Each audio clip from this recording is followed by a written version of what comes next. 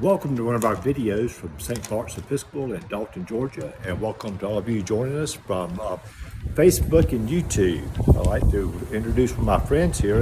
This is a statue of St. Francis of Assisi, and although there's not a marker around here identifying it as being St. Francis, you can tell because, I'm not sure if you can see this, he's holding a rabbit right here, and also in the sash down here, there are 3 knots in there, which represent the vows of poverty and obedience and chastity that St. Francis was known for. So St. Francis is going to join me here.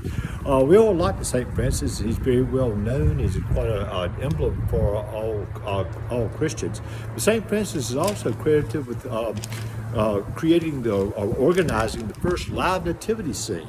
And what the story is, and this is from the book by St. Bonaventure, who wrote in 1260, The Life of St. Francis, that St. Francis had visited the Holy Land and saw the site that was claimed to be the site of the birth of Jesus.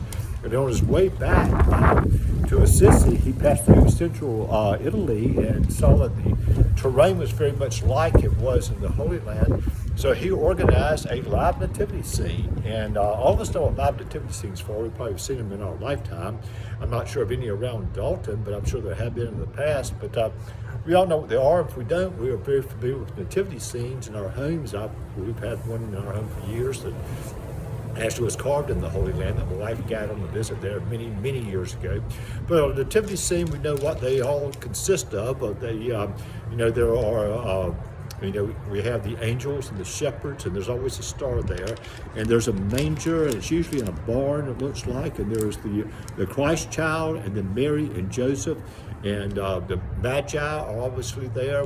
I mentioned angels, I think. But some of the more elaborate ones of the live nativity scenes even include cows or maybe a donkey and some sheep. So we've all seen those. They're quite inspiring to do that. There's something we can learn from that, because we can see ourselves in the characters of the nativity scene and share their hope and their joy and their faith and their obedience in the Christmas story. Now, live nativity scene, the purpose of that is actually to bring the gospel to life, to bring the gospel into our world where people live and where our world has so much violence and evil and just bad things going on, that to bring a little bit of peace into the world is a great gift, bringing a nativity scene. So we can look at that and share with this, but it brings to life a gospel story. And I can think of no other story in the Bible that is reenacted the way the nativity scene is. So that's quite something with us. But we can learn from this. We can learn to share with these characters, and we can welcome this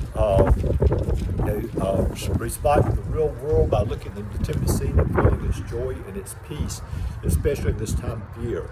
So this year we should thank God for nativity scenes, and whether there are ones in our homes where we get to see a live nativity scene someplace, and thank St. Francis for coming up with this idea, if you get a chance to. But what we need to celebrate this time is to recognize that we can bring the joy and the hope of Christmas to bring into our lives. And for this we can say, thanks be to God.